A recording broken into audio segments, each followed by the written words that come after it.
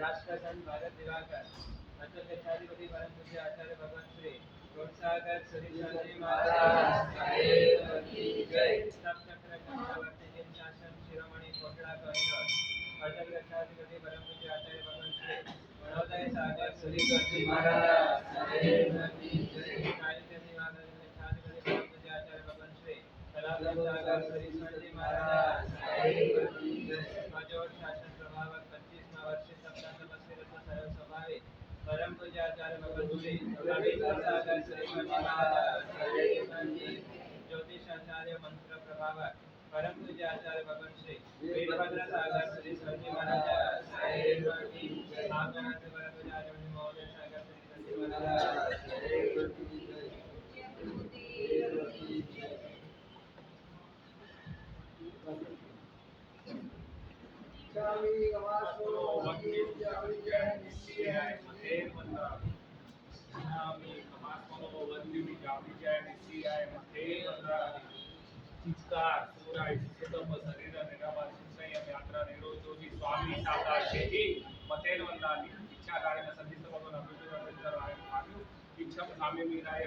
जंकीची अमरपत्यम पर्वतम मध्य पाणी विनय विराजचे अल्लावे सल्लावे उदासने समासने अंतर्वासाय उरी भाषाय जंकीची मध्य विना परे स्वरूपा पायम व दुबे जाना मोहम न जाना विदस मिच्छा कामी कमास्मनो वंदी उजामी जय निसियाय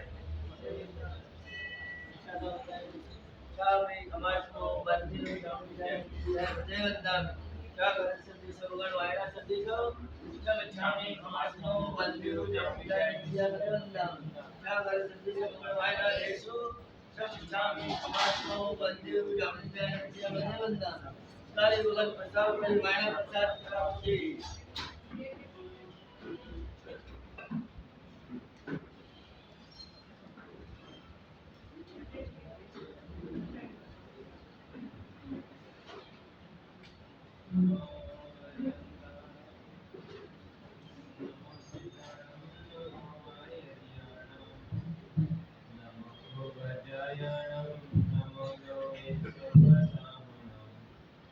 एसो पंचनमुक्तारो सर्वपापविनाशनो मंगलानं च सर्वेसे परमं होइ मंगलम् ओंकारविंद संयुक्तां नित्यं ध्यायन्ति योगिनः कामदं मोक्षदं चैव ओंकाराय नमो नमः मङ्गलं भगवान् वीरो मङ्गलं गौतमप्रभो मङ्गलं स्थूलभद्राय जैनधर्मस्तु मङ्गलम् अज्ञानातिमिरान्धानां ज्ञानाञ्जनशलाकया नेत्रमुन्मीलितं येन तस्मै श्रीगुरवे नमः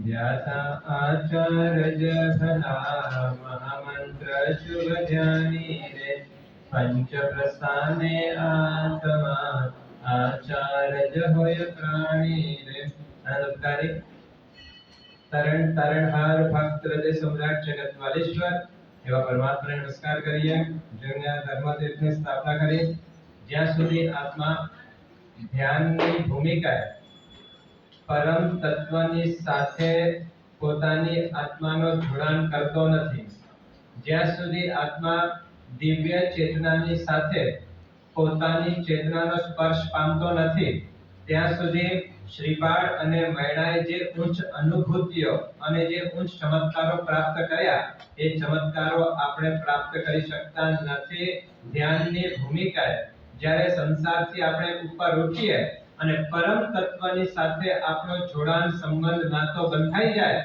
ત્યારે જ આ દુનિયાની અંદર ચમત્કારો અને ઉચ્ચ અનુભૂતિઓની પ્રાપ્તિ થઈ શકતી હોય છે અરિહંતે મોક્ષ માર્ગનું પ્રવર્તન કર્યું સિદ્ધ ભગવંતો ધ્રુવના તારાની જેમ આપણને દિશા સૂચન કરતા રહ્યા પણ ન તો આજે આપણી વચ્ચે અરિહંતો છે અને સિદ્ધો એટલા બધા દૂર છે કે એનો સંપર્ક આપણે સ્થાપિત કરી શકતા નથી આ જગતની અંદર આ અવસર્પિણી કાળમાં છેલ્લે ધર્મ તીર્થનો પ્રવર્તન ભગવાન મહાવીર સ્વામીએ કર્યો અને ભગવાન મહાવીર સ્વામી પણ 72 વર્ષનો આયુષ્ય પૂર્ણ કરીને એમનો પણ નિર્વાણ થઈ ગયો એ ભગવાન મહાવીરનો તીર્થંકરનો આત્મા મટીને કાયમ માટે સિદ્ધનો આત્મા બની ગયો આજે એ ભગવાન મહાવીરના વિદાયને પણ ભગવાન મહાવીરના નિર્વાણ કલ્યાણકને પણ 2500 કરતા વધારેનો સમય પસાર થઈ ગયો છે આ 2500 વર્ષની અંદર આપણી પાસે કોઈ પણ દેવ તત્વ હાજર નથી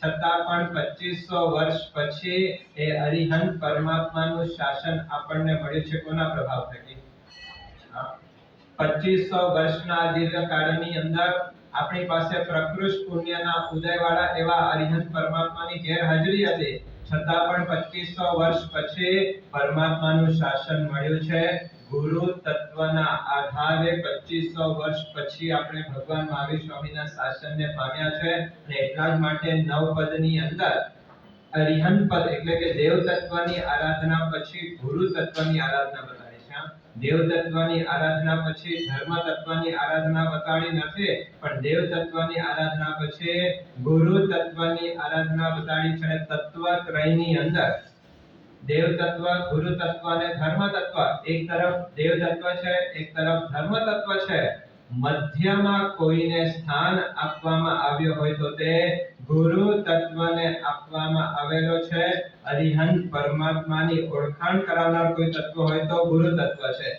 અને અરિહંતે જે મોક્ષ માર્ગ બતાવ્યો છે એ ધર્મને પમાડનાર જો કોઈ હોય તો તે ગુરુ તત્વ છે બંને બાજુ કામ કરવાનું છે જો આજે ભગવાન મહાવીર સ્વામીએ 12.5 વર્ષની સાધના કરી એમાં એમને આટલા ઉપસર્ગો આવ્યા આટલા ઉપવાસ થયા એટલા પારણા થયા સંગમે આ રીતના ઉપસર્ગો કર્યા આ બધી વાતો આપણે કોને આપી છે 2500 વર્ષથી આ વાતો ચાલી આવે છે આ પરંપરાને જાળવી રાખનારી તો 2500 વર્ષ પહેલા કઈ ઘટના બની હોય એ ઘટના 2500 વર્ષ પછી પણ આપણને સાંભળવા માટે મળતી હોય તો આ ગુરુ તત્વનો મહત્વ છે અરિહંત પરમાત્મા મહાવીર સ્વામીએ આવી સાધના કરી અરિહંત પરમાત્મા મહાવીર સ્વામીનો આ તત્વજ્ઞાન છે ભગવાન મહાવીર સ્વામીના આ સિદ્ધાંતો છે આ 2500 વર્ષ પછી પણ અરિહંત પરમાત્મા અને અરિહંત પરમાત્માએ બતાવેલા ધર્મને પમાડવાનું કામ જો કોઈ કર્યો હોય તો આ ગુરુ તત્વએ કર્યો છે માટે નવ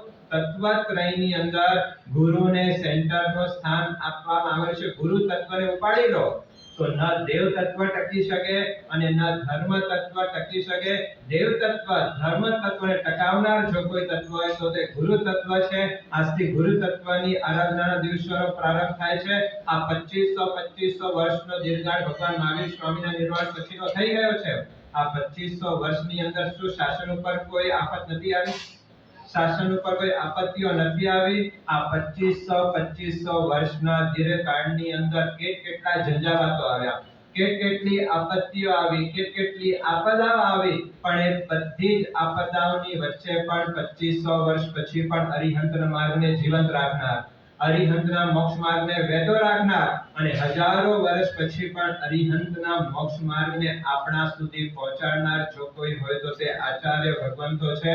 આજે આચાર્ય પદની આરાધના કરતા એ બધા જ મહાપુરુષો આચાર્ય ભગવંતોને આજે માનસ પટ પર લાવીને એ આચાર્ય ભગવંતના ઉપકારને યાદ કરીને આજે એમના ચરણોમાં મસ્તક ઝુકાવવાનું છે કે હે આચાર્ય ભગવંતો, જો આપે આ પુરુષાર્થ ન કર્યો હોત તો આજે 2500 વર્ષ પછી ભગવાનનું શાસન અમને મળી શક્યો ન હોત. આ ભગવાનનું શાસન મળ્યું છે, આપના ઉપકાર થકી મળ્યું છે. આજે ઓમ રીમ નમો આયરિયાણમ બોલીએ ત્યારે બધા જ આચાર્ય ભગવંતોને આજે માનસ પટ પર લાવવાના છે. ધ્યાનની ભૂમિકા એક આચાર્ય ભગવંતોએ કયો યોગદાન શાસનને આપ્યો છે એનું સ્મરણ કરીને ચરણોમાં મસ્તક ઝુકાવવાનું છે.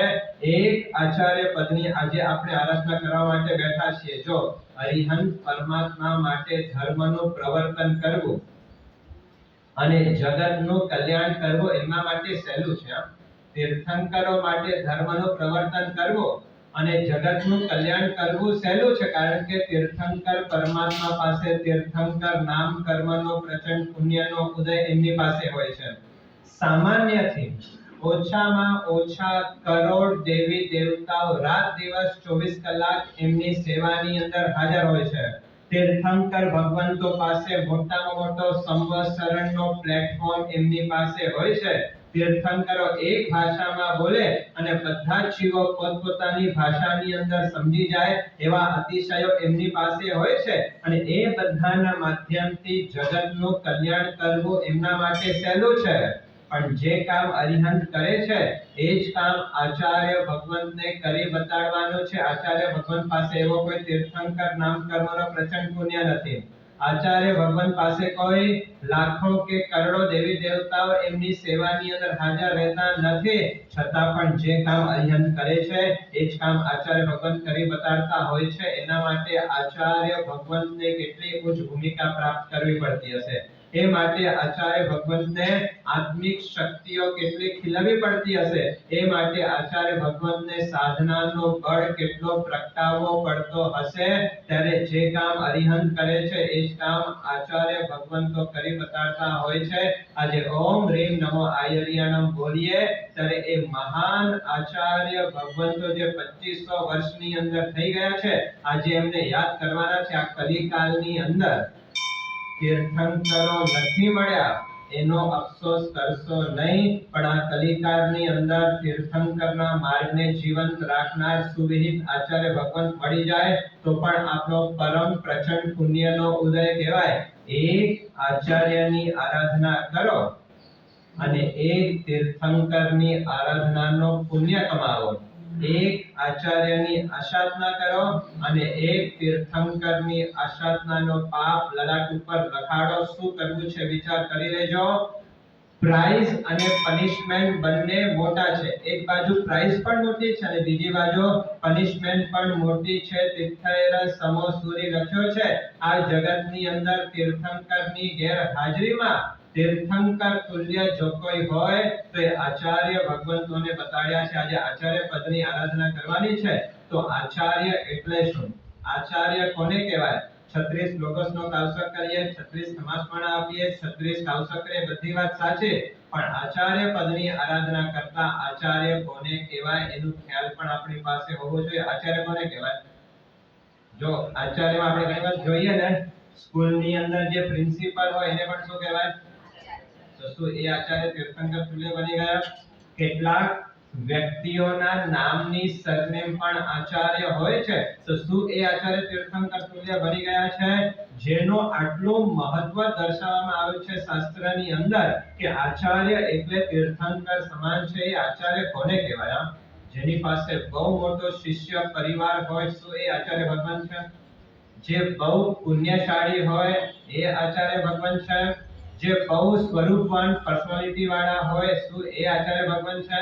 જે બહુ સારા પ્રવચનકાર હોય, શું એ આચાર્ય ભગવાન છે? એ જ્યાં જાય ત્યાં લાખો ને કરોડોની ઇન્કમ સૌને થઈ જતી હોય, શું એ આચાર્ય ભગવાન છે? જે બહુ જ પોતાના જીવનની અંદર સારો આચારનું પાલન કરતા હોય, એ આચાર્ય ભગવાન કોને કહેવાય? હા, જો આ બધી વિશેષતાઓ બતાડી છે કે આચાર્ય ભગવંતો પાસે મોટો શિષ્ય પરિવાર હોવો જોઈએ, આચાર્ય ભગવંતો સારા પ્રવચનકાર હોવા જોઈએ, આચાર્ય ભગવાન પાસે પુણ્યનો બળ પણ હોવો જોઈએ, આચાર્ય ભગવાન પાસે ભક્તોનો ટોળું પણ હોવું જોઈએ. આ બધી વાત સાચી, પણ એમાંથી કદાચ કોઈ ગુણ કદાચ એમનામાં આપણે જોવા મળતા ન પણ હોય, પણ જેનું જીવન પંચાચારથી પવિત્ર હોય એ આચાર્ય તીર્થંકર તુલ્ય બતાડ્યા છે. સિદ્ધ ચક્રનું આપણે પૂજન કરીએ કે આરાધના કરીએ, એમાં આચાર્ય પદની આરાધનામાં આપણે શું મંત્ર બોલીએ છીએ? ઓમ રીમ પંચાચાર પવિત્રેભ્ય શ્રી સૂર્યભ્યો નમઃ. જેનો જીવન પંચાચારથી પવિત્ર છે, જેનો જીવન પંચાચારથી સમૃદ્ધ છે, એવા આત્માને આચાર્ય ભગવાન કહેવામાં આવતા હોય છે. પોતે પંચાચારનું પાલન કરે અને સકાળ સંઘની અંદર પંચાચારનું પાલન કરાવે. જો સિદ્ધ ચક્રની અંદર સેન્ટરમાં સ્થાન આપ્યો છે અરિહંતને, અરિહંતના માથે મૂક્યા છે સિદ્ધને, પણ આચાર્યને ક્યાં સ્થાન આપ્યું છે? હા, સૌથી નજીક, અરિહંતથી સૌથી નજીક જો કોઈ તત્વ હોય તો તે આચાર્ય ભગવંતનું સ્થાન છે. અરિહંત તો એમ કહે છે કે જે કામ અમે કર્યું છે એ જ કામ તમારે કરવાનું છે, તો તમે અમારી હરોળમાં આવી જાઓ. એટલે અરિહંતની નજીકમાં નજીક જમણી બાજુમાં આચાર્ય ભગવંતને સ્થાન આપવામાં આવેલો છે. આજે આચાર્ય ભગવંતની આરાધના કરતા, આચાર્ય પદની આરાધના કરતા આજે એક એક મહાપુરુષોને આજે આપણને યાદ કરવાના છે. શું આચાર્ય એટલે શું? આચાર્યમાં શું જ્ઞાન પ્રતિભા હોય? આચાર્યની સાધનાની અંદર કઈ તાકાત હોય? આચાર્ય ભગવંતના પોતાના ચારિત્ર નિષ્ઠાથી કયા કયા ચમત્કારો સર્જાઈ શકે છે? આજે એક એક મહાપુરુષોને યાદ કરવા છે. વૃદ્ધવલ્સનું નામ સાંભળ્યું છે? આપણે ઘણી વખત એનું નામ લીધું છે, એના કથાઓ પણ આપણે સાંભળી છે. વૃદ્ધવલ્સનું નામ શું હતું? ખ્યાલ છે કોઈને? ગ્રસ્તપણાનું નામ શું હતું? બે વખત કથાઓ થઈ ગઈ છે. વૃદ્ધવલ્સનો સંતાનપણાનું નામ શું હતું? મુકુંદ. શું હતું? શું નામ હતું? મુકુંદ. અને જ્યારે એ ચારિત્ર લીધો તેનું નામ મુકુંદ મુનિ પાડવામાં આવ્યો. જ્ઞાનનો ક્ષયોક્ષમ ન હતો. મહેનત કરે, પરિશ્રમ કરે, પુરુષાર્થ કરે, પણ ગાથાઓ યાદ ન રહે. રાત અને દિવસ એ જ્ઞાન ઉપાર્જનની અંદર લાગી ગયા છે, પણ રાત દિવસ જોર જોરથી ઊંચા અવાજે બોલવાના કારણે શું થયું? જે બીજા મહાત્માઓ છે એમાં ડિસ્ટર્બ થાય છે. એટલે કોઈ મહાત્મા યુવા મુનિએ આવેશની અંદર શું કીધું? શું સાંભળેલા ઉપર કમળ ઉગાડવાના છો? શું કીધું? શું સાંભળેલા ઉપર કમળ ઉગાડવાના છો? આ ઉંમરે તમે આટલી મહેનત કરો છો, એના કરતા એક કામ કરો, ભગવાનનું નામ સ્મરણ કરો, નવકાર મંત્ર કરો. આ જ્ઞાન અભ્યાસ તમારું કામ નથી. અને ચોટ લાગી ગઈ. અને એ જ મુકુંદ મુનિ ભરૂચના તીર્થની અંદર 21 દિવસની આહાર પાણીનો ત્યાગ કરીને જે સાધનાઓ કરી અને એના કારણે સરસ્વતી માતા પ્રત્યક્ષ થયા, વરદાન આપ્યું કે અપ્રતિમલ વાદી બનવાનો આપ સૌભાગ્ય પ્રાપ્ત કરશો. એ જ વૃદ્ધવાદી સૂર્યના શિષ્ય હતા સિદ્ધસેન દિવાકર સૂરી મહારાજ. આજે ઓમ રીમ નમો આયર્યાણમ બોલીએ ત્યારે એ વૃદ્ધવાદી સૂરીને આજે યાદ કરવાના છે. ઓમ રીમ નમો આયર્યાણમ બોલીએ ત્યારે સિદ્ધસેન દિવાકર સૂરી મહારાજને યાદ કરવાના છે. એ વખત એ આચાર્ય ભગવાન વૃદ્ધવાદી સૂરી પૃથ્વી તલ પર વિહાર કરતા માલવા દેશની અંદર પધાર્યા છે. એ વખતે મધ્યપ્રદેશની અંદર જૈન શાસનનો બહુ જોર હતો અને વિહાર કરતા એ માલવા દેશની અંદર પધાર્યા છે. અને માલવા દેશની અંદર એ વખતે લગભગ ભોજ રાજાનો કદાચ રાજ્ય તપતો હતો. અને ભોજ રાજાની અંદર એક દેવર્ષિ નામના એક રાજપુરોહિત હતા. એ દેવર્ષિ નામના રાજપુરોહિતને એક પુત્ર રત્નનો જન્મ થયો અને એનું નામ પાડવામાં આવ્યું સિદ્ધસેન. અને પુત્ર બચપનથી બહુ હોશિયાર, જબરજસ્ત જ્ઞાનનો ક્ષયોક્ષમ લઈને આવનારો, અને આ દેવર્ષિ જે રાજપુરોહિત એટલે શું હોય? આખા રાજ્યનો રાજગુરુ, જેને રાજપુરોહિત કહેવાય. આખા રાજા પણ સલાહ કોની લે ધર્મની ક્ષેત્રની અંદર? તો રાજપુરોહિતની સલાહ લે એવા દેવર્ષિ રાજપુરોહિત હતા. અને પુત્ર પણ એટલો જ હોશિયાર નીકળ્યો, એટલે દેવર્ષિને થયો કે એને તૈયાર કરવામાં કોઈ કચાશ રાખવાની નથી. એટલે જે વિદ્યા, 14 વિદ્યાઓ કહેવાય, એ બધા જ વિદ્યાઓની અંદર મારા બાળકને પારંગત બનાવવું છે. ન્યાયશાસ્ત્ર હોય, છંદશાસ્ત્ર હોય, અલંકાર શાસ્ત્ર હોય, જ્યોતિષ શાસ્ત્ર હોય, વાસ્તુશાસ્ત્ર હોય, એક વિષયની અંદર બાળકને પારંગત બનાવવું છે. અને પોતાની સંપત્તિનો કોઈ સવાલ નથી, બુદ્ધિ પ્રતિભા પણ છે. એમ કરતા કરતા કરતા એક વિષયની અંદર સિદ્ધસેન તલસ્પર્શી જ્ઞાનનો જ્ઞાતા બન્યો છે. તમામ જ્ઞાન પ્રાપ્ત કરી લીધો છે. યુવા અવસ્થા પ્રાપ્ત કરી એટલે એના માતા પિતાને થયો કે આવા હોશિયાર પંડિતને કોઈ સારા ઘરની શ્રેષ્ઠી બ્રાહ્મણ કન્યા મળી જાય તો એની સાથે લગ્ન કરાવી દેવા જોઈએ. એટલે ગામની અંદર શોધખોળ શરૂ કરી. સિદ્ધસેનને ખબર પડી એટલે માતા પિતાને વિનમ્ર ભાવે કહે છે કે અત્યારે મારે લગ્ન કરવાના મારા કોઈ ઈચ્છા નથી. જ્યારે યોગ્ય સમય આવશે ત્યારે હું આપને કહીશ, પણ અત્યારે મારા માટે આવી કોઈ કન્યાની શોધ કરશો નહીં. મારા બહુ મોટા મહત્વાકાંક્ષા શું છે? ત્યારે એ સિદ્ધસેન કહે છે, એ જમાનાની અંદર દક્ષિણના પંડિતોની બહુ બોલબાલા હતી. અને એ જમાનાની અંદર કહેવાય કે જેની પાસે જ્ઞાન હોય એ વ્યક્તિ પૂજાતો હતો. અને એ વખતે દક્ષિણના પંડિતો એટલા ધારદાર, એટલા બુદ્ધિ નિદાન, એટલા બુદ્ધિના થા કે ભલભલા પંડિતો આવે પણ દક્ષિણના પંડિતોની સામે ટકી ન શકે. સિદ્ધસેનને થયો કે આટલો ભણ્યો છું, આટલો ગણ્યો છું, આટલી વિદ્વત્તા પ્રાપ્ત કરી છે, તો દક્ષિણના પંડિતોને પણ બતાડી દેવો છે કે માલવાની અંદર પણ કેવા પંડિતો રહે છે. એટલે પોતાના પિતાને કહે છે કે અત્યારે લગ્નની વાત જવા દો, મારે દક્ષિણના પંડિતોને હરાવવું છે. અને એમાં કર્ણાટકના પંડિતો બહુ હોશિયાર હતા.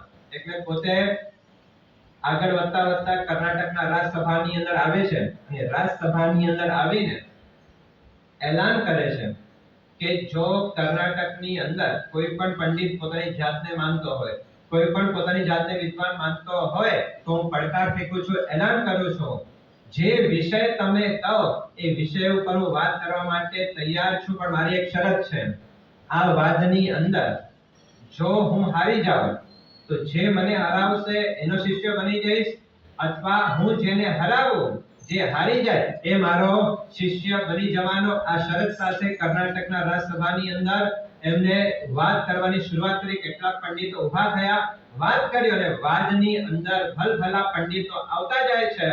પણ સિદ્ધસેનની આગળ કોઈ ટકી શકતો નથી. અને દક્ષિણનો જે અભેદ કિલ્લો હતો, જેને કોઈ તોડી શકતો નહોતો, એને સિદ્ધસેને ધ્વસ્ત કરી નાખ્યો. એટલે ધ્વસ્ત કર્યો, બહુમાન મળ્યો, એને માન મળ્યો. એટલે માન મળ્યો એટલે અભિમાનને આવતા વાર લાગતી નથી. સિદ્ધસેનને થયું કે હવે મને કોઈ હરાવી શકે એવો વ્યક્તિ આ દુનિયામાં નથી. પણ આગળ વધતાની સમાચાર મળે કે એક જૈન આચાર્ય મોટી ઉંમરના છે, એ બહુ જોરદાર વાદી છે, એ બધાને હરાવે છે, હું બધાને હરાવ્યો છે, પણ એક જો રહી જાય તો હું સંપૂર્ણ વિજેતા ન કહેવાઉં. એક જૈનાચાર્યને મારે હરાવવો છે. ખબર પડી કે અત્યારે વખતે ભરૂચની આસપાસમાં વિહાર કરી રહ્યા છે. હવે જો જેને ઉતાવળ હોય, જે ઉતાવળિયો થયો હોય, જેને ધીરજ ન હોય, એ તો ગમે તેમ કરીને વહેલો કામ પતાવવા પૂરો માંગતો હોય છે. એટલે જલ્દી આવતા ભરૂચની નજીક આવ્યો. આચાર્ય ભગવાન રસ્તામાંથી વિહાર કરે છે. અને એ વખતે આચાર્ય ભગવાન ઊભા રાખ્યા. અને રસ્તાની વચ્ચે આ સિદ્ધસેન કહે છે કે મારે વાત કરવું છે. ત્યારે વૃદ્ધવાદી સૂરી કહે છે, ભાઈ વાત કરવું છે તો ગામમાં ચાલીએ, આ રસ્તા ઉપર ક્યાં વાત કરીએ? ના, મારે વાત કરવું છે, જ્ઞાન ગોષ્ઠી નહીં, જ્ઞાન ચર્ચા નહીં, પણ મારે વાત કરવું છે. પણ અહીંયા ક્યાં કરી? ચાલો આપણે નગરમાં જઈએ, રાજસભામાં પંડિતોની વચ્ચે આપણે વાત કરીએ. ત્યારે બીજે ક્યાંય જવું નથી, તે ઉતાવળ છે, અત્યારે રસ્તા ઉપર વાત કરીએ, બરાબર છે, પણ કોણ જીતે કોણ હારે એનો નિર્ણય કોણ કરશે? એટલે સિદ્ધસેન ચારે બાજુ નજર ફેરવે છે. અને ત્યાંથી ગોવાળિયા આવે છે, ઘરવાળો આવે છે. એટલે વૃદ્ધ વાલી સૂરીને કહે છે કે જો મહારાજ આ જે ભરવાડો આવે છે ને એને આપણે મધ્યસ્થ તરીકે રાખીએ, એ જે નિર્ણય આપે એ નિર્ણય આપણને માન્ય કરવાનો. ત્યારે વૃદ્ધવાદી સુધી કહે છે, સમજીને બોલો છો શું કહો છો? આ અભણ છે, આ ગામડિયા લોકો છે, એને શું ખબર પડે? ના, પણ એને આપણે મધ્યસ્થી બનાવવું છે, જજ એને બનાવવું છે. એ જે નિર્ણય આપે એ નિર્ણય આપણા માટે માન્ય રહેશે. અને ભરવાડો બોલાવવામાં આવ્યા અને સિદ્ધસેન કહે છે, જો અમારા બંને વચ્ચે વાત થવાનો છે. પણ વૃદ્ધવાદી કે જો સમજી રાખજો, આ લોકો કઈ સમજી શકે એમ નથી. સિદ્ધસેન કહે છે કે રૂબાબ તો સમજી શકે ને, વાઘ છટા તો સમજી શકશે ને, ભલે બીજું કઈ સમજે કે ન સમજે, પણ વાઘ છટા તો ચોક્કસ સમજી શકશે. એટલે આપણે એને મધ્યસ્થી બનાવવું છે. એટલે વૃદ્ધ અસુરીએ હામી ભરી અને આ ભરવાડોને કહેવામાં આવ્યો કે જો અમે બંને વાત કરવાના છીએ, એમાં સારું કોણ બોલે છે, કોણ જીતે છે, એનો નિર્ણય તમારે આપવાનો છે. એટલે ભરવાડોને મજા પડી ગઈ. જે જિંદગી ભર આખા ગાયોને બકરાઓ ચરાવતા હોય એને આવું કામ સોંપવામાં એટલે મજા આવી ગઈ. તો ઠીક છે, અમે આ ચોક્કસ નિર્ણય આપશો. અને એટલે વૃદ્ધવાદી સૂર્ય પહેલા સિદ્ધસેનને કીધું તમે તમારો પક્ષ રજૂ કરો. અને સિદ્ધસેન તો બુદ્ધિના ખા હતા. એક પછી એક સંસ્કૃતમાં શ્લોકો ઉપર શ્લોકો ફાટ ફાટ ફાટ ફાટ બોલતા ગયા. આ અભણ માણસોને કઈ સંસ્કૃત કઈ ગલે પડે? પણ એને એમ હતું કે મારી વિદ્વત્તા છે, એ વિદ્વત્તા મારે બતાડી દેવી જોઈએ. અને આ વૃદ્ધ આચાર્યને પણ ખબર પડવી જોઈએ કે ભાષા ઉપર મારો કેવો પ્રભુત્વ છે. 10 મિનિટ સુધી નોન સ્ટોપ અસ્ખલિત ભાષાની અંદર સિદ્ધસેન બોલતા ગયા. અને પહેલા જે ભરવાડો છે એ તો માથા ઉપર હાથ ફેરવી ગયા, શું બોલે ખબર પડતી નથી. 10 મિનિટ પૂરો થયો એટલે સિદ્ધસેન કહે છે આચાર્ય ભગવંત, હવે તમે તમારો પક્ષ રજૂ કરો. આચાર્ય ભગવંતને થયો કે હું પણ જો સંસ્કૃતમાં શ્લોક બોલીશ તો આ હવે જો અહીંયા કોઈ ફ્રેન્ચ ભાષામાં બોલે તો આપણે કઈ પલ્લે પડવાનું છે, આપણે ભાષા જ ન સમજાય. હવે આ આચાર્ય સમ્યક ન હતા. આચાર્ય જે વ્યક્તિ સમયને પારખી જાણે એ જ આત્મા જિંદગીની અંદર વિજેતા પદ પ્રાપ્ત કરી શકતો હોય છે. ગમે એટલો હોશિયાર કેમ ન હોય, ગમે એટલો બુદ્ધિનિધન કેમ ન, પણ જો સમયને ન જાણે એ પંડિત બની શકતો નથી. અને આ વૃદ્ધવાદી સૂર્યે જોયો કે આ બ્રાહ્મણો, આ જે ભરવાડો છે એને કઈ સંસ્કૃત ભાષા સમજવામાં આવે નહીં. એને શું સમજવામાં આવે? જે દેશી ગામઠી ભાષા હોય એ લોકોને સમજવામાં આવે. એટલે આ વૃદ્ધ આચાર્ય ભગવંતને જો જ્યારે સિદ્ધસેને પડકાર ફેંક્યો ને ત્યારે સિદ્ધસેનનું નામ આ વૃદ્ધવાદી સૂર્ય પણ સાંભળ્યો કે સિદ્ધસેન એટલે બહુ જબરદસ્ત વાત વિજેતા છે. પણ સરસ્વતી માતાએ પણ એમને વરદાન આપેલો હતો વૃદ્ધવાદી સૂરીને કે ગમે એટલો મોટો વાદી આવશે પણ આપની સામે ટકી નહીં શકે. અને સર્વજ્ઞ ભગવાનનો તત્વજ્ઞાન એટલો સચોટ છે કે એનો કોઈ ખંડન કરી શકે એમ નથી. પરમાત્માના વચન ઉપર આચાર્ય ભગવંતને શ્રદ્ધા હતી, પરમાત્માના તત્વજ્ઞાન ઉપર આચાર્ય ભગવંતને શ્રદ્ધા હતી, અને સરસ્વતી માતાના આપેલા વરદાન ઉપર એમને શ્રદ્ધા ટ્રસ્ટ હતો. અને વાદની અંદર ઉતાર્યા. 10 મિનિટ સુધી તો સિદ્ધસેને પોતાની વાત ફેલાવી. 10 મિનિટ પછી વૃદ્ધવાદી સૂરીનો વારો આવ્યો. એટલે શું કર્યું કે જે ઓગો છે એ ઓગો કમર ઉપર બાંધે છે, કછોટો માર્યો અને ગામના જે ભરવાડો છે એમને કહે છે જો અત્યારે હું જો આ લોકોને છે ને રાસુડા લેવામાં મજા આવે. એટલે હવે આ વૃદ્ધવાદી સૂરીને થયો કે હું સંસ્કૃતમાં કદાચ બોલીશ તો એમને એટલી મજા નહીં આવે, પણ એમને જે ગમતું હોય એ વિષયમાં બોલીએ તો ચોક્કસ એમને મજા આવશે. જોઈ લીધો કે આ સિદ્ધસેનમાં યોગ્યતા તો છે, પાત્રતા છે, વિદ્વતા છે, અને જૈન શાસનને મોટો લાભ થવાની શક્યતાઓ પણ રહેલી છે. એટલે આ વૃદ્ધવાદી સૂર્યે કછોટો માર્યો અને ગામના લોકોને કહે છે જો અત્યારે હું એક રાસુડો લેવાનો છું, તમને જો મજા આવે તો તમે પણ મારી સાથે રાસુડો લેજો, અને હું જે બોલું છું તમને આવડતું તો તમે પણ એની સાથે બોલજો. અને વૃદ્ધવાદી સૂર્યે નવી મારીએ નવી ચોરીએ પરદારા સંગ નિવારીએ આ પોતાની મેળે ગીત બનાવતા ગયા અને ચક્કર લેતા ગયા, રાસુડા લેતા ગયા. મજા આવી ગઈ અને ગામના લોકોને પણ એમને એટલી મજા આવી ગઈ કે આવો શો તો વગર મફતનો મળ્યો છે. એટલે બધા જ ગામઠિયા લોકો પણ એ રાસુડાની અંદર જોડાઈ ગયા. 10 મિનિટ સુધી આ રાસુડો ચાલ્યો અને વૃદ્ધવાદી ઊભા રહી ગયા અને હવે પૂછે છે કે અમારા બંનેમાંથી હવે કોણ જીત્યો?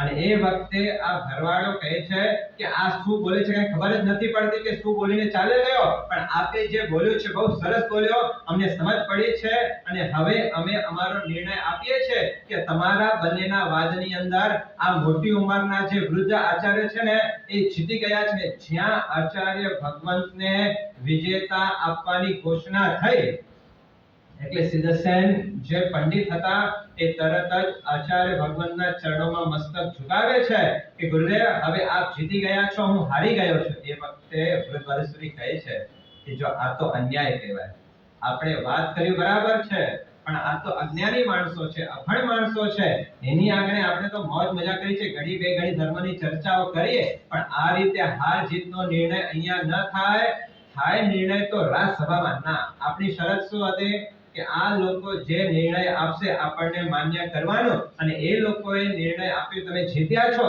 તો એ ગુરુ ભગવાન આપ જીતી ગયા છો, મારો શિષ્ય તરીકે સ્વીકાર કરો, હું આપના ચરણોમાં ઝૂકો છું. જો આ મહાપુરુષોની આ એક વિશેષતા હોય છે.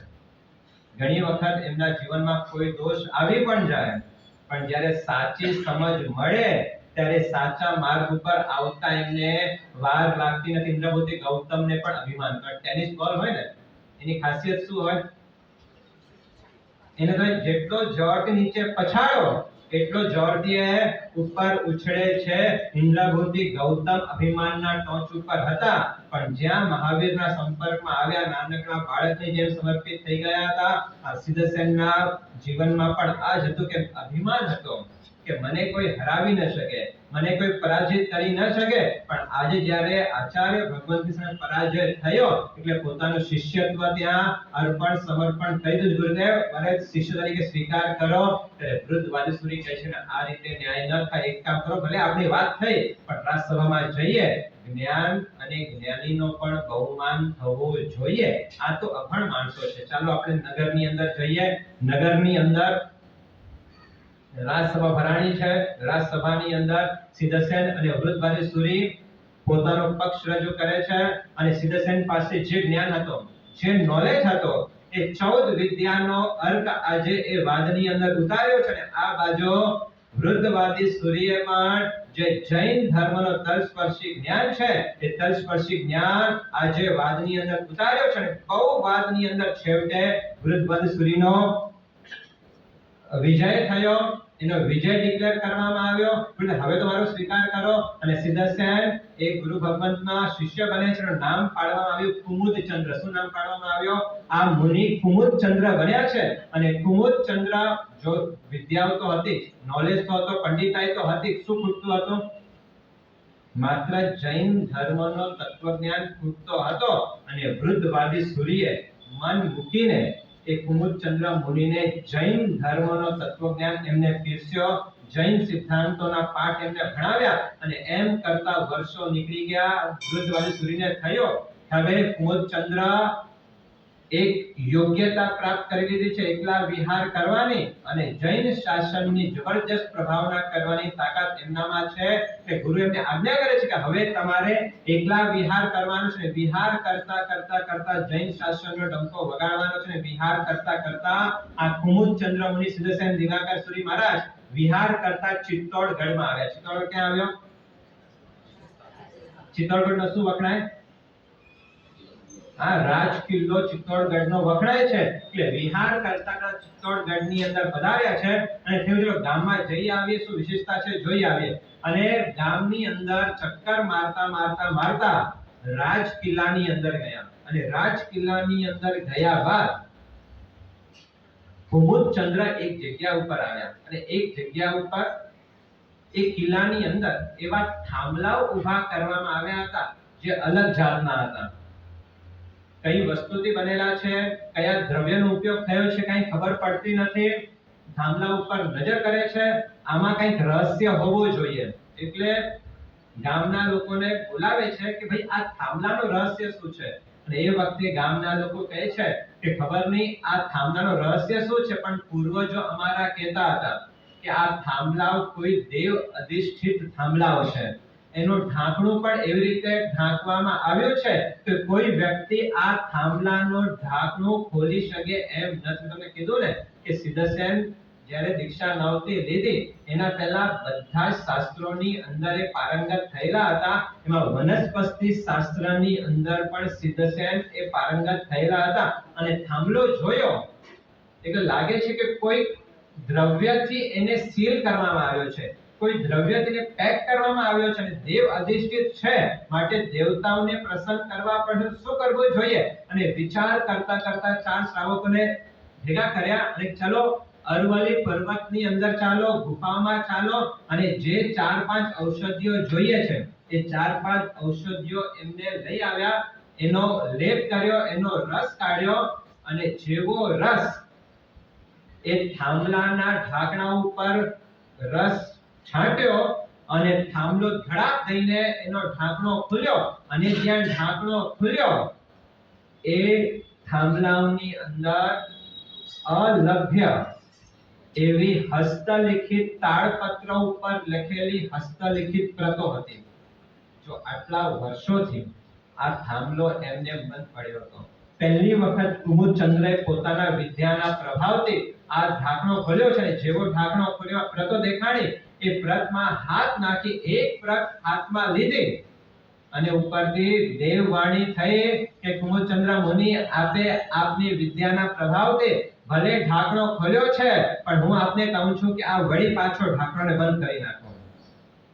ત્યારે આ કુમુદચંદ્ર મુનિને થયો કે કાઈ નથી મળ્યો, એના કરતા એક પ્રત તો મળી છે ને, એને લીધે વળી પાછો એ થાંભલોને બંધ કરવામાં આવ્યો, એને સીલ કરી દેવામાં આવ્યો અને જે પ્રત એમને ઉપાડી હતી એ પ્રતની અંદર 2 ગુપ્ત વિદ્યાઓ આપવામાં આવી. સૌથી પહેલી વિદ્યા સુવર્ણ સિદ્ધિ કઈ રીતે પ્રાપ્ત કરી શકાય એનો વિધાન, અને બીજી વિદ્યા એ હતી કે સરસવના દાણા હોય એ સરસવના દાણાને સૈનિકોમાં કઈ રીતે ટ્રાન્સફર કરવામાં આવે, આવી 2 ગુણ વિદ્યાઓ આ કુમુદચંદ્ર મુનિને પ્રાપ્ત થઈ છે. વિચાર કરે છે કે અત્યારે આ વિદ્યાનો ઉપયોગ કરવો નથી, જ્યારે સમય આવશે, જીન શાસ્ત્રની પ્રભાવનાનો અવસર આવશે ત્યારે આપણે એનો ઉપયોગ કરશું, અત્યારે આપણે એનો ઉપયોગ કરવાની જરૂર નથી. અને આ કુમુદચંદ્ર મુનિ વિહાર કરતા કરતા કરતા એક કુમાર નામના દેશની અંદર પહોંચ્યા છે. અને કુમાર નામના દેશની અંદર દેવપાલ નામના એક રાજા ત્યાં રાજ્ય કરતા હતા. જૈન ધર્મી નહોતા, અજૈન ધર્મને માનનારા છે. અને એવા ભૂમિ ઉપર આ સિદ્ધસેન દિવાકર સુરી મહારાજ પધાર્યા છે. એમનો વ્યાખ્યાન રાખવામાં આવ્યો, આખું ગામ ઉમટ્યો છે. રાજાને કહે છે કે આ જૈનાચાર્યના પ્રવચન સાંભળવા જેવા છે. એટલે એ રાજા પણ એ પ્રવચનની અંદર આવ્યા અને પ્રવચન સાંભળતાની સાથે રાજાને થયું કે આટલા બધા મેં વ્યાખ્યાનો, ભાષણો સાંભળ્યા છે પણ આના જેવું જ્ઞાનસભર તત્વજ્ઞાન મેં ક્યાં સાંભળ્યું નથી. એટલે આચાર્ય ભગવંતને વિનંતી કરે છે કે ઉપાશ્રયમાં વ્યાખ્યાન નહીં, મારી રાજસભામાં આવો, રાજસભામાં તમારે પ્રવચન આપવાનું છે. અને આચાર્ય ભગવંતને બહુમાન સાથે રાજસભાની અંદર લઈ જવામાં આવ્યા. હવે જોજો, રાજસભાની અંદર પ્રવચનો થયા. 4-5 દિવસની અંદર જે જ્ઞાન એમને પીરસ્યું છે એ જ્ઞાનના કારણે દેવપાલ જે અજૈન ધર્મને માનનારા હતા એ જૈન તત્વને એટલા પ્રભાવિત થયા કે ગુરુદેવ, આજથી હું જૈન ધર્મ અંગીકાર કરજો. આપણા બધા વડીલો કોઈ જૈન નહોતા, કોઈ જૈન ધર્મ એમને આવ્યો નથી. કોઈને કોઈ ગુરુ ભગવંતે એમને પ્રેરણા કરીને પ્રતિબોધ પમાડ્યા છે. વણિક સમાજ કોઈ જૈન સમાજ નહોતો. પહેલા તો ક્ષત્રિયોની અંદર જૈન સમાજ વસતો હતો, પણ ધીરે ધીરે સમયનો પરિવર્તન થયો અને સમય જે મહાપુરુષો આવતા ગયા અને એમને જે જગતનું કલ્યાણ કર્યું એમાં મહાપુરુષોએ જેને પ્રતિબોધ પમાડ્યા એના વંશજો આપણે બધા છીએ. એટલે આ દેવપાલ પ્રતિબોધ થયો અને ગુરુદેવને વિનંતી કરે છે કે થોડોક સમય આપ અહીંયા રહો અને અમને આ જૈન ધર્મનું જ્ઞાન આપો. એમ કરતા કરતા એક વિદ્યુતપ્રત નામના એક રાજા હતા. વિદ્યુતપ્રત, જેને મ્લેચ્છ રાજા કહેવાય. મ્લેચ્છ એટલે જે હિન્દુ પરંપરાના રાજા નહોતા પણ અન્ય પરંપરાના રાજા હતા.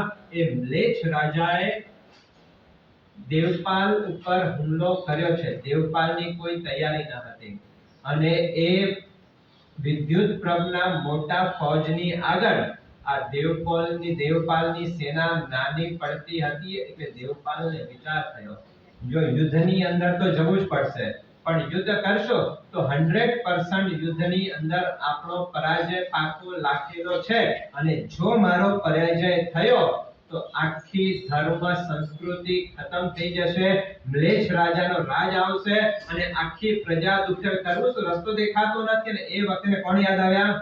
આ સિદ્ધસેન દિવાકર સુરી યાદ આવ્યા કે ગુરુદેવ આજે હિન્દુ પરંપરા ઉપર, સનાતન પરંપરા ઉપર આજે બહુ મોટો ભય આવ્યો છે. આ વિદ્યુતપ્રભ રાજાએ હુમલો કર્યો છે, એમાં જો મારો પરાજય થયો તો મને મારા પરાજયની ચિંતા નથી, પણ જો મ્લેચ્છ રાજા આ રાજ સત્તા ઉપર આવી ગયો તો આપણો ધર્મ ભ્રષ્ટ થઈ જશે, આપણી સંસ્કૃતિ નષ્ટ થઈ જશે. હું આપને વિનંતી કરું છું કે હવે આપ કોઈ ઉપાય બતાવો. એ વખતે સિદ્ધસેન દિવાકરે શું કર્યું? જે બે ગુપ્ત વિદ્યાઓ એમને મળેલી હતી, એ બે ગુપ્ત વિદ્યામાંથી એક ગુપ્ત વિદ્યા હતી કે સરસવના જે દાણા છે એને પાણીમાં નાખવામાં આવે તો જેટલા દાણા તમે પાણીમાં નાખો એટલા સૈનિકો ઊભા થઈ જાય. અને એ વખતે સિદ્ધસેન દિવાકરે વિચાર્યો અત્યારે જૈન શાસનની પ્રભાવના કરવાનો અવસર આવ્યો છે. આ એવો અવસર છે કે અનેક આત્માઓ જૈન ધર્મની અંદર જોડાઈ શકે એમ છે. અને સરસવ લીધા, જે કઈ મંત્રો હશે એ મંત્ર બોલીને પાણીમાં જ્યાં સરસવ નાખ્યા અને જ્યાં સરસવ પાણીની અંદર ગયા એ સરસવમાંથી એક શસ્ત્રબદ્ધ એવા સૈનિકો તૈયાર થઈ ગયા. અને રાજન હવે આપ જાઓ, આ સૈન્ય લઈને જાઓ અને આ યુદ્ધની અંદર વિજય પ્રાપ્ત કરો, મારા આશીર્વાદ છે. અને દેવપાલ રાજા નીકળ્યા, યુદ્ધ થયું, યુદ્ધની અંદર વિજય થયો, જૈન શાસનનો ધ્વજ લહેરાયો, દેવપાલ જીતી ગયા છે. અને એ રીતે દેવપાલ હવે સંપૂર્ણપણે જૈન શાસનને સમર્પિત થઈ ગયા છે. હવે એ સિદ્ધસેન દિવાકર સુરી મહારાજ વિહાર કરતા કરતા એક ભૂલ કરી, ખબર છે ને? કઈ ભૂલ હતી? ઘણી વખત મહાપુરુષના જીવનની અંદર પણ શુભ હેતુથી એ કોઈ કામ કરતા હોય પણ ઘણી વખત શાસ્ત્રથી વિરુદ્ધ હોય તો ગુરુ એને માન્ય રાખતા નથી અને વિચાર કરે કે આટલો મોટો નવકાર બોલવો એના કરતા નવકારને હું શોર્ટ કરી નાખું. અને આ વિચાર એમના સારા હતા પણ જૈન શાસનથી વિપરીત હતા. અનાદિ અનંત કાળથી જે શાશ્વત મંત્ર છે એને ટૂંકો કરવાનો જવાબદાર, એ ટૂંકો કરવાનો અધિકાર કોને આપ્યો છે? અને ત્યાં એને પ્રાયશ્ચિત આપવામાં આવ્યો. તમારે હવે 12 વર્ષ સુધી સંઘમાંથી તમને બહાર કાઢવામાં આવે છે, કોઈ ઉપાશ્રયમાં તમને એન્ટ્રી નહીં. જે સિદ્ધસેન દિવાકર સુરી આટલા જેમને જીવનની અંદર શાસનની પ્રભાવના કરી હતી પણ નવકાર મંત્ર ટૂંકો કરવાની જવાબદારી કોઈ કર્તવ્ય તમને આપ્યું નથી. તમને પ્રાયશ્ચિત આપવામાં કે 12 વર્ષ સુધી તમારે સંઘમાંથી બહાર રહેવાનો, ગુપ્ત વેશમાં રહેવાનો. અને એના પછી એક મોટા રાજાને જો પ્રતિબોધિત કરશો તો જ તમને જૈન સંઘની અંદર એન્ટ્રી આપવામાં આવશે. અને સિદ્ધસેન દિવાકર સુરી જે પ્રાયશ્ચિત ગુરુએ આપ્યો છે એ પ્રાયશ્ચિત સ્વીકારવા માટે નમ્ર ભાવે તૈયાર છે. તો જે વ્યક્તિ હંમેશા પબ્લિકની વચ્ચે રહેતો હોય, જે વ્યક્તિ જાહેર જીવનમાં રહેતો હોય એ વ્યક્તિને કોઈ એકલા તમારે 12 વર્ષ કાઢવા છે કોઈ જવા માટે તૈયાર ન થાય. પણ એક યોગ્યતા પાત્રતાથી ગુરુએ કીધું છે, ગુરુનો વચન એટલે બ્રહ્મ વાક્ય છે, મારે સ્વીકારી લેવો જોઈએ. અને આ એક સમર્પણનો દ્રષ્ટાંત આપણે સિદ્ધસેન દિવાકર સુરી મહારાજના જીવનમાં જોવા માટે મળે. ઓમ રીમ નમો આયર્યાણમ બોલો ત્યારે સિદ્ધસેન દિવાકર સુરી મહારાજને યાદ કરજો. આવા પ્રકાંડ વિદ્વાન પંડિત પણ ગુરુ આગળ હંમેશા બાળકની જેમ નમ્ર ભાવે જીવન જીવતા હતા. એ સિદ્ધસેન દિવાકર સુરીએ યાદ કરજો કે જે થાંભલાઓ ખુલતા નહોતા, પોતાના વિદ્યાના પ્રભાવથી થાંભલા ખોલવાની તાકાત સિદ્ધસેન દિવાકર સુરીએ પ્રગટ કરેલી હતી. અને બે ગહન વિદ્યાઓ પ્રાપ્ત કરી. એ ગહન વિદ્યાનો ઉપયોગ જૈન શાસનની પ્રભાવનાની અંદર લગાડી છે. આજે 12 વર્ષનો એમને વનવાસ આપવામાં આવેલો છે, સ્વીકારવા માટે પણ સિદ્ધસેન દિવાકર સુરી તૈયાર થયા. અને એકલા જંગલની અંદર રહે છે, ગોચરી મળે કે ન મળે, આઈમ્બિલ એકાશનું જે કંઈ જીવનમાં યોગ્ય ગોચરી મળે એનાથી પોતાનું જીવન ગુજારતા હતા. અને જે સમય મળે એ ભગવાન મહાવીર સ્વામીના ધ્યાનમાં, જે સમય મળે ધ્યાન સાધનામાં લાગે, એમ કરતા કરતા 7 વર્ષ પસાર થઈ ગયા છે. તે વિચાર થયો કે એક રાજાને પ્રતિબોધ કરું છે, કોને પ્રતિબોધ કરું? અને વિચાર કરતા કરતા પોતે મહાન મંત્ર વેતા હતા, મહાન લબ્ધિઓના સ્વામી હતા, અને જોયું કે અત્યારે મહાકાલ તીર્થનો ઉદ્ધાર કરવા જેવો છે. અત્યારે મહાકાલ ક્યાં છે? એમપી ની અંદર. અત્યારે તો બહુ મોટો ત્યાં આખો ડેવલપમેન્ટ થઈ ગયો છે ને હજારો કરોડ રૂપિયા ખર્ચીને આખો એ તીર્થનો એક નવો જેને કહેવાય કે રિનોવેશન કરવામાં આવ્યો છે. એ વખતે આ સિદ્ધસેન દિવાકર સુરી મહારાજને થયો કે અત્યારે ભારત દેશની અંદર વિક્રમ આદિત્યનો સૂરજ તપી રહ્યો છે. હવે જો જૈન શાસનની પ્રભાવના કરવી છે તો વિક્રમ આદિત્યને પ્રતિબોધ કરવા જેવા છે કે વિહાર કરતા એ ઉજ્જૈન નગરની અંદર પધાર્યા છે. હવે દાઢીઓ વધી ગઈ છે, જટાઓ લાંબી થઈ ગઈ છે, સાધુનો વેશ તો એનો હતો એ હતો, પણ એ જૈન સાધુ તરીકે પોતાને પ્રસ્થાપિત કરી શકતા નથી. ઉજ્જૈનમાં આવ્યા અને જ્યાં મહાકાલનું મંદિર છે, મહાકાલના મંદિરમાં આવીને ત્યાં રહે છે. પૂજારી કહે છે કે અહીંયા રહેવા જેવું નથી, મારે અહીંયા જ રહેવું છે. આખી રાત ત્યાં વિતાવે છે. સવારનો પહોર થયો એટલે પૂજારી જે શિવ મંદિર છે એનો અભિષેક ભક્તિ કરવા માટે આવે છે ત્યારે આ બાવા તો લાંબા થઈને સૂતા હતા અને પગ પણ ક્યાં મૂક્યો હતો? જ્યાં શિવલિંગ છે ત્યાં પગ રાખીને મૂક્યા છે. પૂજારી આવીને ઉઠાડી, ઉઠો, સમય થઈ ગયો છે. પણ પહેલા દાદ આપે બીજા, ઉઠવાની વાત નહીં, પ્રેમથી કહે છે, ધમકીઓ આપે છે, પણ સિદ્ધસેન દિવાકર સુરી ઉઠવા માટે તૈયાર નથી. એટલે છેવટે પૂજારી ક્યાં જાય છે? વિક્રમ આદિત્ય. જો એ વખતે વિક્રમ આદિત્ય રાજા જૈન ધર્મના અનુયાયી ન હતા, એ શિવ મતને માનનારા હતા. એટલે પૂજારી જાય છે ને સિદ્ધસેન વિક્રમાદિત્યને કહે છે, ખબર નહીં કોઈ બાબો આવ્યો છે અને મંદિરમાં પોતાની સ્થાન જમાવ્યું છે, કોઈ સાંભળતો નથી, ઉઠતો નથી.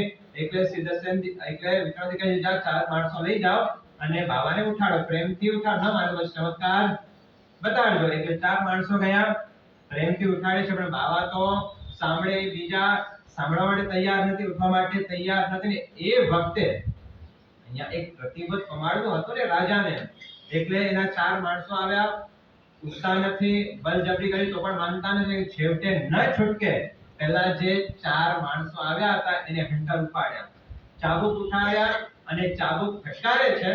સિદ્ધસેનને તો કોઈ ફરક જ નથી પડતો, સૂતા છે, પણ અહીંયા ફટકા મારે છે અને ફટકા ક્યાં લાગે છે?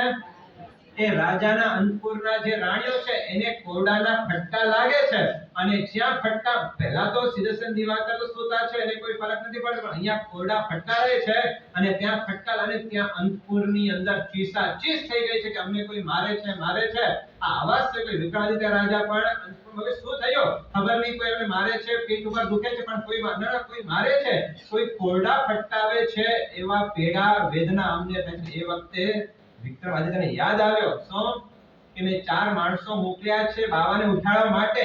આ જે કોઈ ઉપદ્રવ છે કોનો લાગે છે? આ બાવાનો ઉપદ્રવ લાગે છે. કે દોડતા વિક્રમાદિત્ય મહારાજા એ સિદ્ધસેન દિવાકર જે શિવ મંદિરની અંદર બેઠા છે ત્યાં જાય છે.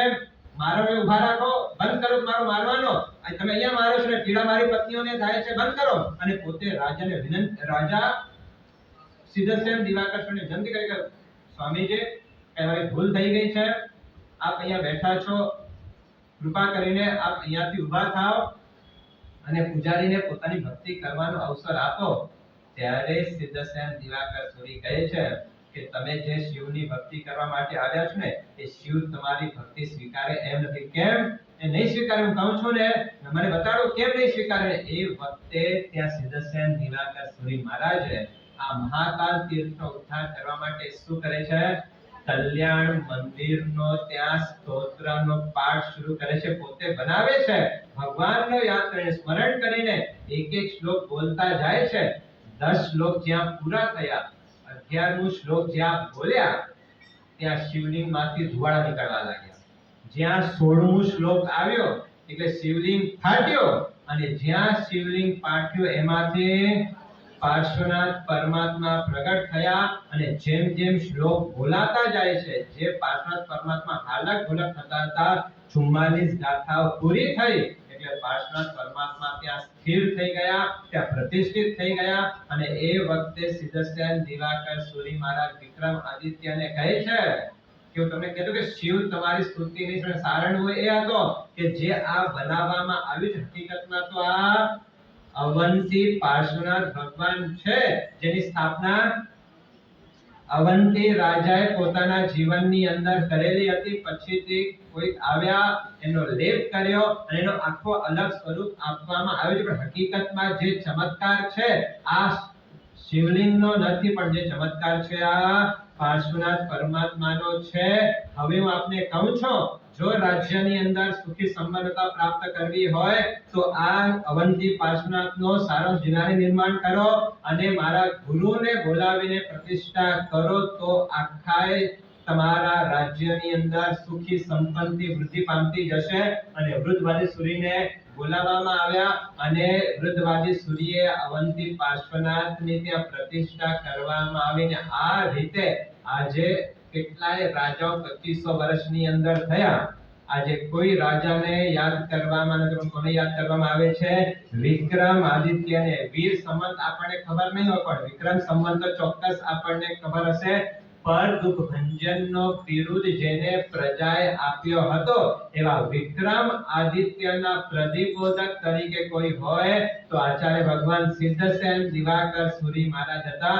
આજે ઓમ રીમ નમો આયર્યાણમ બોલો ત્યારે મહાન પ્રતિભાવંત, લબ્ધિવંત અને સામર્થ્યવાન એવા આત્મા સિદ્ધસેન દિવાકર સૂરી મહારાજને યાદ કરજો કે વિક્રમ આદિત્યને કદાચ એને પ્રતિબોધ ન પમાડ્યો હોત તો કેટલાય ખેડૂતો એ વખતે આત્મહત્યા કરવા માટે મજબૂર થઈ ગયા હતા.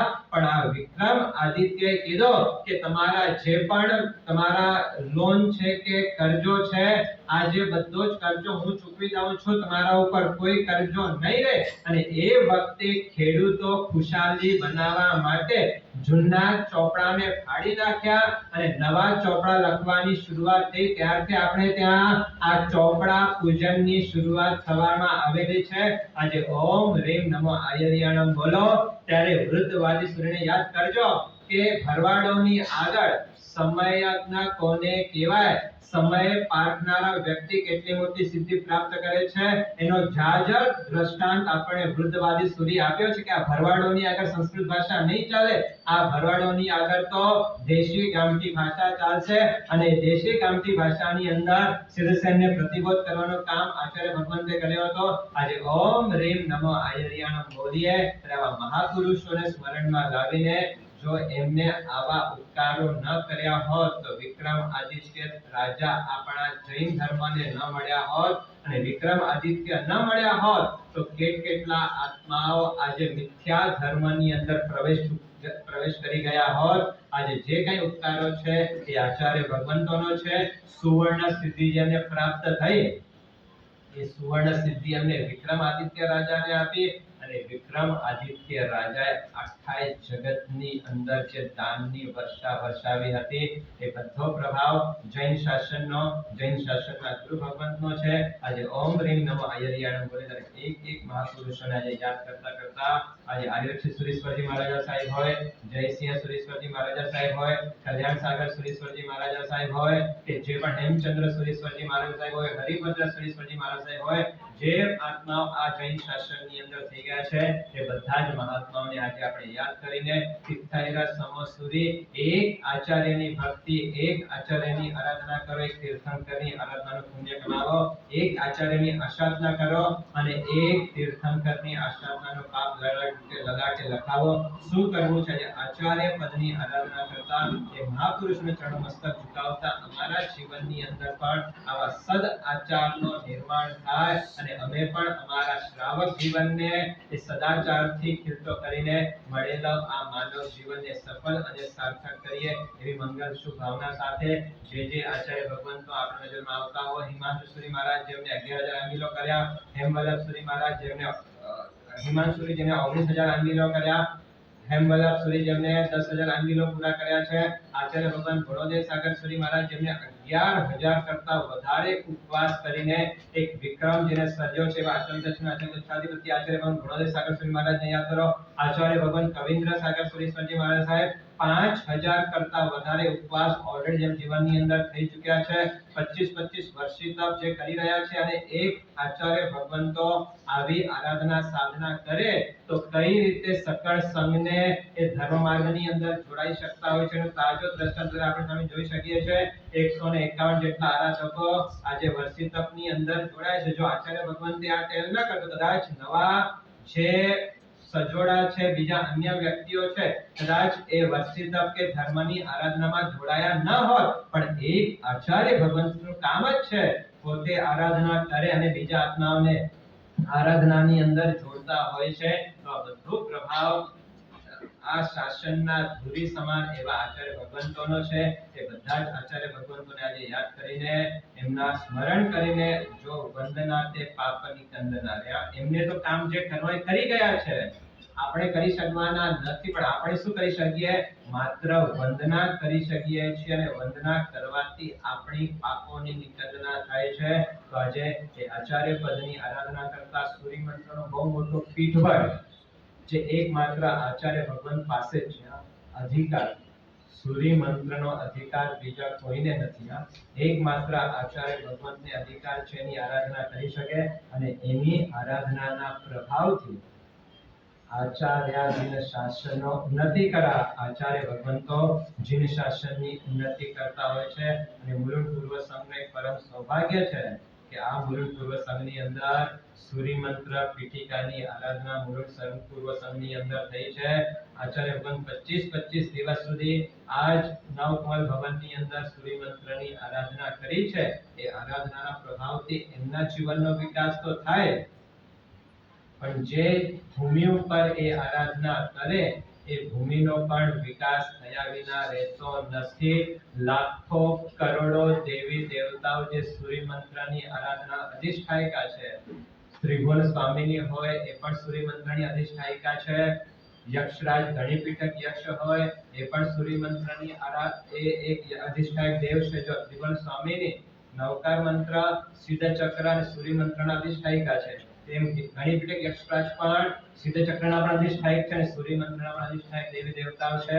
આ બધા જ દેવી દેવતાઓ જે સૂર્ય મંત્રની સંમિલિત થયેલા છે, એટલા જ માટે પ્રતિષ્ઠાઓ કે અંજન શલાકાઓ સૂર્ય ભગવંતના વરદ હસ્તે કરવામાં આવે છે, કારણ કે આ સૂર્ય મંત્રનો મોટો પીઠબળ એમની પાસે હોય છે. મેં પહેલા પણ કીધું હતું કે પહેલા જમાનામાં ઋષભદેવ ભગવાનના સમયમાં આ સૂર્ય મંત્રનું પ્રમાણ શું ખબર છે કેટલો મોટો હતો? તો 1 કરોડ કરતા વધારે મંત્રાક્ષરોથી બનેલો સૂર્ય મંત્ર હતો. એ ધીરે ધીરે મહાપુરુષો જે પ્રમાણે એમની પ્રતિભા જોઈને એ સૂર્ય મંત્ર અત્યારે લગભગ 434 કે એવા કોઈ મંત્રાક્ષરનો આખો સૂર્ય મંત્ર પીઠ બનેલી છે, પણ એ સૂર્ય મંત્ર પીઠ પણ 64 ઇન્દ્રો, 16 વિદ્યા દેવીઓ, 24 યક્ષ, 24 યક્ષિણી દેવીઓ બધાની આરાધના એ સૂર્ય ભગવંતો કરતા હોય છે. એ સૂર્ય ભગવંતોને આજે ભાવપૂર્વક યાદ કરીને એ આચાર્ય ભગવંતને નમસ્કાર કરીને આચાર્ય પદના આરાધનાની આપણે સફળ બનાવીએ એ જ પછાણ ઉપવાસ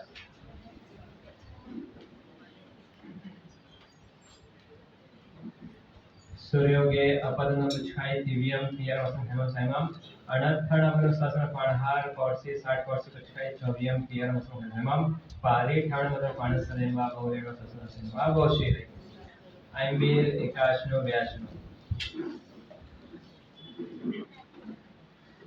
સૂર્યોગે નવકારસિયમ કોર્સી 60 કોર્સી પછાઈ ચોવ્યમ પિયર વસન હેમ સાઈમમ અનથણ અમનો સહસ્તા ગણ પછન કંદ સાઈમે એકાશ પછાઈ એકાશનો વ્યાસનો પછાઈ દિવ્યમ પિયર વસન સાઈમમ લેવા લેવણ ગીત સાગરી મૃત પાઠન પાણસ સનેવા ગૌરેવ સસન સનેવા દેશા વગાસી મોવા ભગમ પરિવર્તન રચના મસ સવ સમય ઉત્યા કારણમ ગોશી રે